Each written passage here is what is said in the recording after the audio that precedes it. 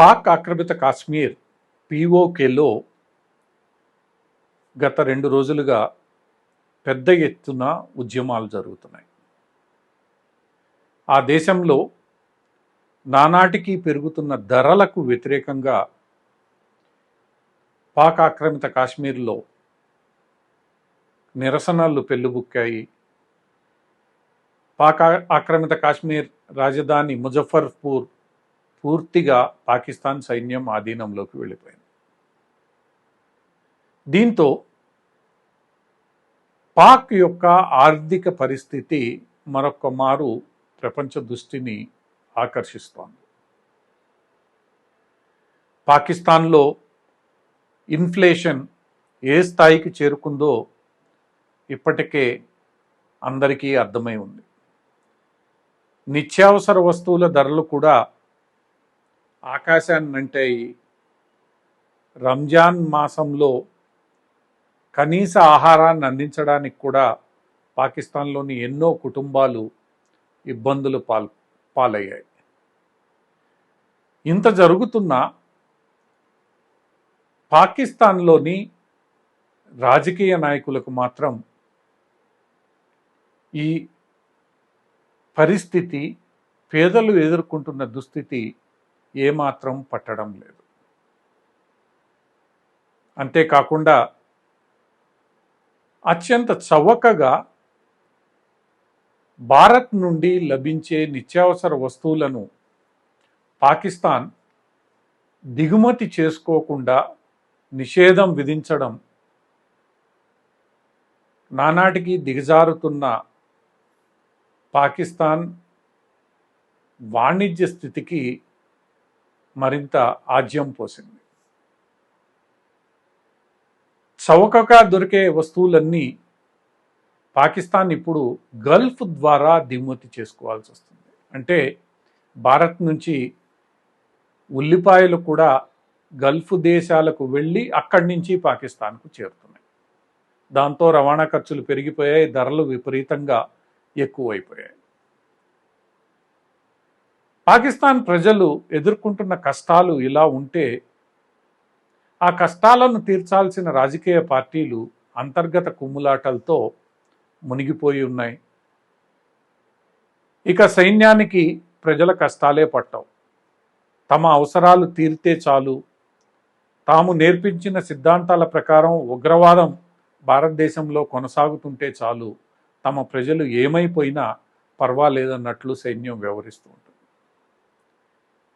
గత సంవత్సర కాలంగా పాకిస్తాన్లో కొనసాగుతున్న ఈ విపత్కర పరిస్థితులకు పాక్ ప్రజలు విసిగిపోతున్నారనేది పీఓకేలో జరుగుతున్న నిరసనలు మనకు తెలియజేస్తాయి.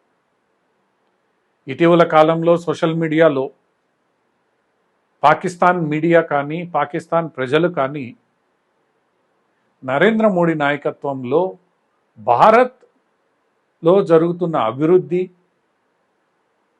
ప్రపంచ అగ్రరాజ్యంగా భారత్ దూసుకెళ్తున్న వైనంపై తీవ్ర స్థాయిలో చర్చ జరుగుతుంది. ఒకే రోజు ఒకే సమయంలో స్వాతంత్రం పొంది ఏర్పడిన ఈ 2 దేశాల్లో ఒక దేశం నిధుల కోసం బిచ్చమెత్తుకునే పరిస్థితిలో ఉండగా మరొక దేశం అగ్రరాజ్యంగా నిలదొక్కుకోవడానికి, అగ్రరాజ్యంగా పరిగణించబడడానికి దూసుకెళ్తోంది. అంటే ఇంతవరకు పాకిస్తాన్ అవలంబించిన ఆర్థిక సైనిక విధానాలు ఇందుకు కారణం. కేవలం భారత్ మీద ద్వేషంతో, విద్వేషంతో, భారత్ను ఓడించాలనే తపనతో పాకిస్తాన్ సైన్యం నిధులన్నింటినీ ఆయుధాల మీద, అణ్వాయుధాల మీద, మిసైళ్ల మీద, జలాంతర్గాముల మీద పెట్టుబడులు పెడుతోంది తప్ప ఆ దేశ ప్రజలకు అవసరమైన ఆహారం అందించడంలో పూర్తిగా దృష్టి కేంద్రీకరించలేదు. వ్యవసాయం కానీ, విద్యుత్ శక్తి కానీ, రవాణా సదుపాయాలు కానీ ఇవన్నీ కూడా పాకిస్తాన్లో అంతంత మాత్రమే. వాటిని పెంపొందించడానికి ఆ దేశ ప్రభుత్వాలు, ఆ ప్రభుత్వాల వెనుక ఉన్న సైన్యాలు ఏనాడు కృషి చేయలేదు. రాజకీయ నాయకులు అవినీతిలో కూరుకుపోతే సైన్యం భారత్ వ్యతిరేకతలో కూరుకుపోయింది. ఇదంతా కూడా పాక్ ప్రజలు చేసుకున్న దురదృష్టం. అమాయక పాక్ ప్రజలు ఇలా రాజకీయ నాయకులు సైన్యం ఆడుతున్న ఆటలో చిక్కి అన్నమో రామచంద్ర అనే పరిస్థితికి చేరుకున్నారు. ఈ పరిస్థితి మరింత దిగజారితే, పాక్లో అశాంతి పెరిగిపోతే దాని ప్రభావం భారత్ మీద కూడా పడే ప్రమాదం ఉంది. అందుకే భారతదేశం ఈ పరిణామాలను నిశితంగా గమనిస్తూ ఉంది. పాకిస్తాన్లో జరిగే ఈ నిరసనలను పూర్తిగా అవగాహన చేసుకునే ప్రయత్నం చేస్తోంది.